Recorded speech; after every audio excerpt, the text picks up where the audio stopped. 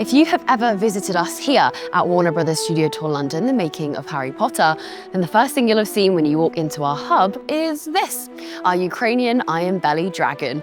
If you've ever wondered how this huge beast was created and brought here to the studio tour, well then you're in luck, because today we are going to uncover some filmmaking secrets. And we'll even be introducing you to somebody very special. Welcome to our brand new series brought to you by Warner Brothers Studio Tour London, The Making of Harry Potter.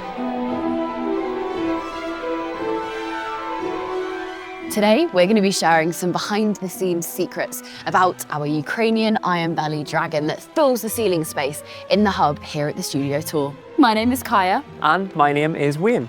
Welcome to the Gryffindor Common Room. So, Wayne, talk dragons to me. What did you think the first time you saw that dragon? Well, same as everybody, I think. You know, you walk into this tour and you know that you're coming in somewhere magical, but I don't think anybody expects that before you enter the tour itself, you have this massive dragon there to greet you. It's a little bit intimidating, but also quite a large part of why we come here in the first place, to see these things behind the scenes that really make Harry Potter as much a part of our world as it does this, you know, cinematic experience. Yeah, absolutely. What about you? It must be something similar for you. Yeah, for sure. I think it's a great place to start in the tour, because you think if you've walked into the tour and the first thing you've seen is a life-size dragon, what are you going to see once you actually get in there? I think it's a great place to start, for sure. It's not the only dragons that we see in Harry Potter, though. Do you have a favourite type of dragon that we see throughout the series? Oh, I mean, you have to go classic. I think my favourite probably has to be Norbert from the first movie. That is a great choice. It's such a magical experience. I think it really brings to life, you know, who Hagrid is, this person who's always harbouring these illegal creatures. Yeah. And Norbert, he's so cute because he's just a baby. Absolutely, for sure. I think I'd have to go, it's a little bit rogue, but I do like the Welsh Greens. I think they've got friendly faces. I feel like I could pet one, I could tame a Welsh Green. You think? Okay, I don't know if that makes me less afraid of Welsh Greens or more afraid of you. But yeah, I'll take your word for it. Don't think I'll be trying to tame any dragons anytime soon. Fair enough. Well, should we take a closer look at some of the filmmaking magic that brought this dragon to life? Fantastic. Absolutely. So the first time that we see our Ukrainian Ironbelly is in Harry Potter and the Deathly Hallows Part 2, when it's of course guarding the vaults of Gringotts Bank. Now, due to the sheer size of this dragon, it was never really practical throughout the films to create a full-size dragon with anything other than CGI. Well, that's not to say, though, that everything was computer generated. They did also have to have a detailed model, which was created by our sculpting department during the Harry Potter film series. In this behind-the-scenes footage, we see the amazing sculptor David Hodges, who worked on not just this model, but the giant version here at the tour as well. I'm very excited to tell you that we have him here with us today. So, welcome, David. Thank you so much for your time. Can we come to talk to us today? So, I think people are probably quite familiar with having a camera crew on set, your hair, your makeup, costume, that sort of thing. Maybe not so familiar with the role of a sculptor. So, can you talk to us a little bit about the range of your work? What other things were you responsible for on the set of Harry Potter? Yeah, sure. Well, I mean, you've got your obvious stuff. You know, you've got statues, heraldry you see on the walls, you know, typical sculptural pieces. But then, and you've also got, you know, a very famous piece, the Griffin that is entrance to Dumbledore's office, all those different things. But you've also got, you know, like when Harry Potter was collecting the sword of Gryffindor from the lake, that whole scene was a set on a soundstage. So we would be involved in sculpting all the trees of the land and everything else like that. I mean, we did roots, we actually used real branches to screw down onto the floor to then blend into the trees. I mean, when I first started working on the film, even I was surprised at how much stuff we would need to sculpt and what we would be involved in, which is quite exciting. I mean, another one was a tentacular within the greenhouse. That was all sculpted and one through the windows, and yeah, it's very exciting stuff. So, talk to us a little bit about dragons. You were, of course, responsible for the dragon that we see here, the full-size sculpture. Where do you begin with something that size? Well, it's the same as everything we've done on the film, really. Every sculpture we do starts with a maquette, which is a small scale model of what we're going to be producing. And from that, you know, you'd call it a sketch model. We can manipulate that, put it in the form it's going to be, within the environment it's going to be. The look of it can be worked out. Okay, so you've mentioned a detailed model version. Once you've created that, how does that model then turn into the giant beast that we have out in our hub? Well, it's almost like doing everything I've done on a small scale, just increase it into a larger scale.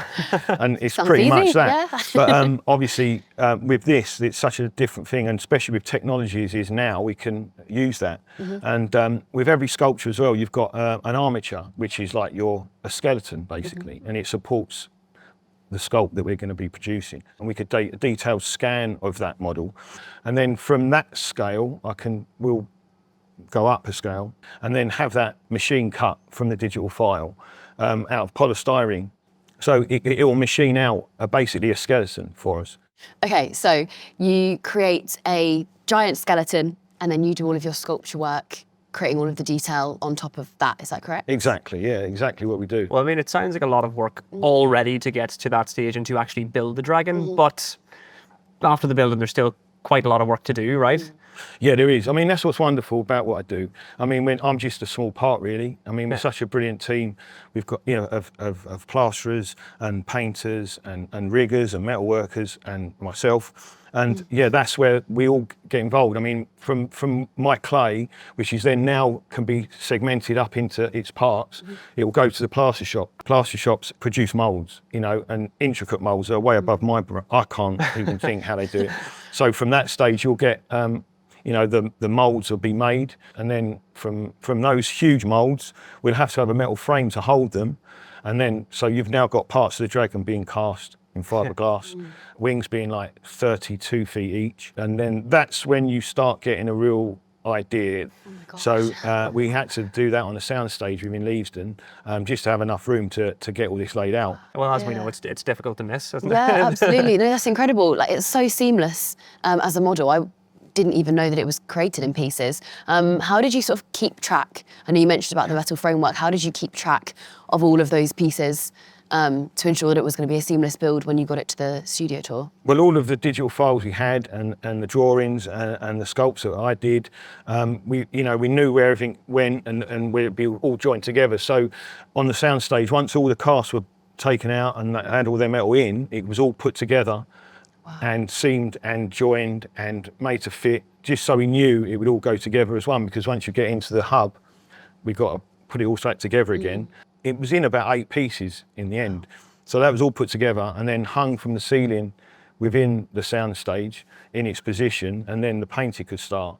And then that's a process in itself, run by Paul Westcott, who just applied an immense amount of paint levels, layers of paint just to produce the skin, because not on the wings themselves, you've got a translucency anyway. So within the fiberglass mould, you've got to reproduce that, and you've got the skin texture that I put into the sculpt.